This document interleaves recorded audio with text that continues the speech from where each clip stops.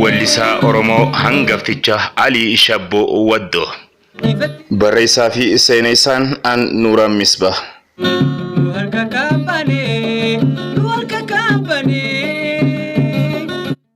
Bara 1940 keessa ture. Kan ummanni Oromoodhaa weerara garjabeenyaa kan diina qe'ee Aayyoo fi Abboo isaa dhuunfatee fi dhiibbaa roga maraan akka jiirkaa roobaatti itti buutu san hamma obsee dadhabnaan lafa mulqamus aadaa fi hooda isaa seenaa fi afaan dandamachiisuudhaaf je'ee sossooha kan jalqabe baha Oromiyaa Harargeetti ture. Keessaahu dirree dhawaatii fi naannawa isitti jaarmayoonni akka hawwisoo afran qallootii fi jaarmayoonni hawwisoo biraatiis raga guddaa arra lafa mul'atudha.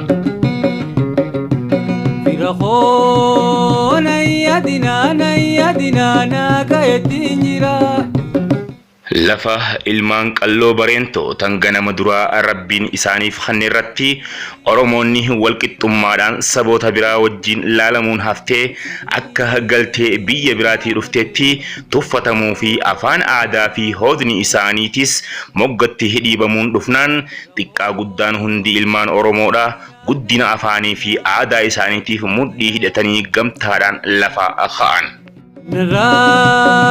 Indarini jiru dei sambira isini indamade waraho adara khaumsa sanitu ilmaan qaqqaalii ogeeyyota arra madaalliin isaanii ummata Oromoo biratti hammana ja'ame himamuun hin danda'amne san horee sabaaf gumaache isaanii utubaan aartii Oromoo tahee ummata Oromootiif ija warri bane isaan ture lallaba qabsoo sabaa akka ummanni bira dhaabbatuuf xurree saaqaa kan ture isaanii kan jaalalaa fi iftaanii jiraachuun akka babal'attuu fi dubartoonni illee daa'imman dhalatan xiiba sabboonummaa itti makuudhaan harma akka hoosisan warri dhaamaa ture. Isaanii kan kufee kumaatama if biraa dhabee fi kan wareegama qaqqaalii itti kafalee beeku. Isaan san keessaa Ali Shabboo Waddoo Umar Saalii Boruu Burqaa Erar nama tokko ture.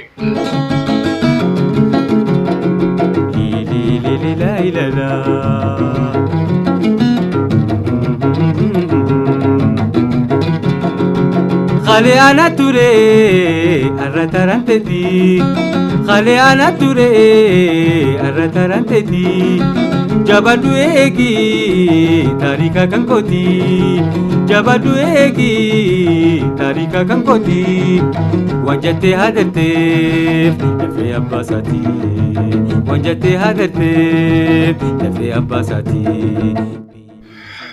Abbaan aartii afaan Oromootii fi bu'uureessitoota hawwisoo afran qalloo keessaa nama tokko kan tahee fi ogeessi gitaaraatii fi waliqqabaan walliftoota Oromoo Ali Shabboo Waddoo baha Oromiyaa magaalaa haadha qabsaa'otaa burqaa aartistoota dirree afran qalloo dirree dhawaatti akka lakkoofsa warra Awurooppaatti bara 1942tti abbaa isaanii Obbo Shabboo Waddootii fi harmee isaanii aadde Hamiida Mawlud jidduudha dhalatan.